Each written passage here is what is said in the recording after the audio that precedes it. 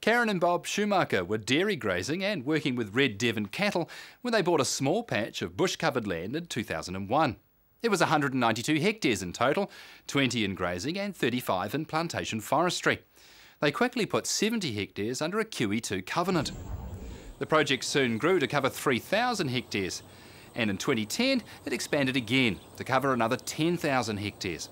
Karen and Bob explain how it came about.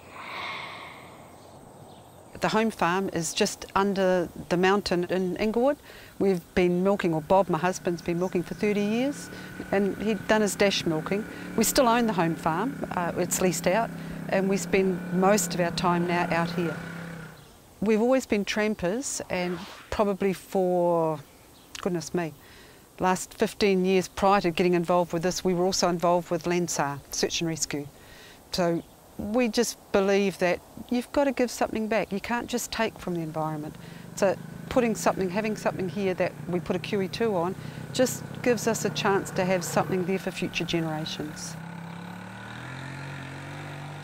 It's 192 hectares. About 144 of it is either mature or regenerating native bush. We are heavily guided by DOC, Department of Conservation.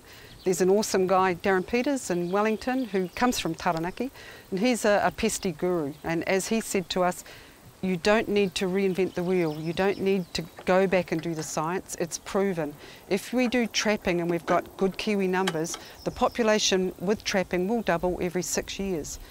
Based on our cool surveys, we know that we're tracking, and their estimation of population statistics will achieve that. Karen, my wife, with her accounting background, she's applied for monies from various government bodies, Taranaki bodies, and yeah, and it's just ongoing, and we try and pay everyone because we think it's a job worth doing. The Regional Council are our partners, and they provide a lot of support. They do our residual trap catching, they do our posting of the newsletters and stuff, and we get a lot of advice from the Regional Council, and we are often in there with various meetings with other bodies. At the very beginning, to get the pest numbers down, we, in conjunction with the Taranaki Regional Council, they did a 1080 drop out here, and we found that was very effective. We had 6 Kiwis with transmitters on, and afterwards we still had 6 live Kiwis with transmitters on.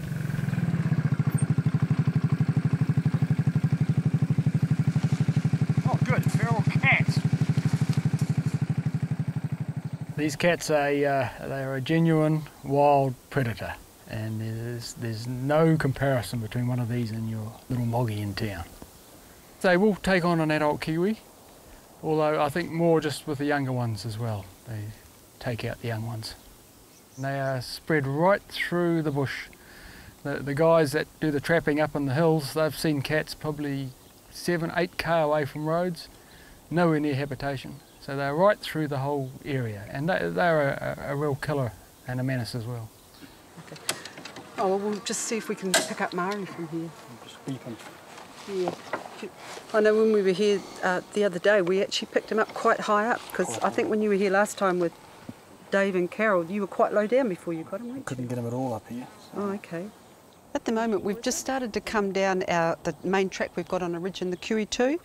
On the map that I've got here, we're just started off here with our 192 hectare block that we've got. That's our own property, and that's where we started our Kiwi protection. We started with our 30 traps that was around Titoko, the Kiwi that's up here. We then discovered Kiwi were right throughout our property, including this Kiwi 2 bush that we're in. We're heading down a main track that's part of our guided walk that we've got. Over the years, all of our neighbours around us, every time we came out, they kept saying, "How's your Kiwi? How's your Kiwi? What's happening to your Kiwi?" And so we ended up having a public meeting at the local community, and everyone decided they wanted to save Kiwi too. So we then grew it from our little block to the 3,000 hectares. So we grew it right up the Maddow North Road, used the Waitara River as a boundary, and became from 192 hectares, it grew to 3,000 hectares.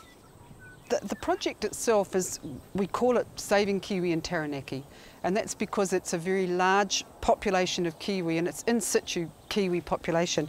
Our area here is Purangi, Matau and the Pauiatoa block, and we kind of link them all together.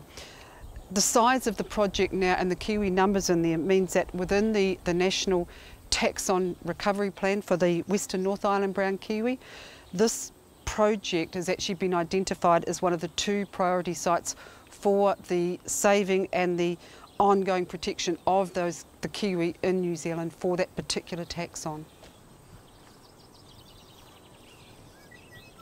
Bob's out in the bush most of the time, and I have to manage the stock, so I have to have something that is safe for me to manage. We don't use dogs. When I shift them in paddock to paddock, I call them and they come. They are a safe breed. They're easy care. They're great eating, I have to admit. We've got them in our freezer. But they're just easy carving, good natured, and that's really pretty important. The paddocks here are not developed, and that's fine. And the Devons just forage well, they do well. It takes a lot to get them skinny, I'd have to say. When we decided to get out of dairy farming, we thought on the home farm that we'd be dairy grazing. And when you're dairy grazing young stock, you can't push them. And you always end up with scrubby corners and bits of paddocks that need cleaning up. So you always need a mob to tidy up after young stock. When we had a look, Bob was fairly neutral about what we'd have, and I was quite keen on the Red Devons, primarily because of their temperament, and that was why we got them. And we used them at home when we actually had the home farm to clean up. And it kind of grew from there, and ended up, we joined the association as having pedigree stud stock. And from there I kind of got roped into going on council, and 18 months ago I actually became the New Zealand president for the New Zealand Red Devon Cattle Breeders Association.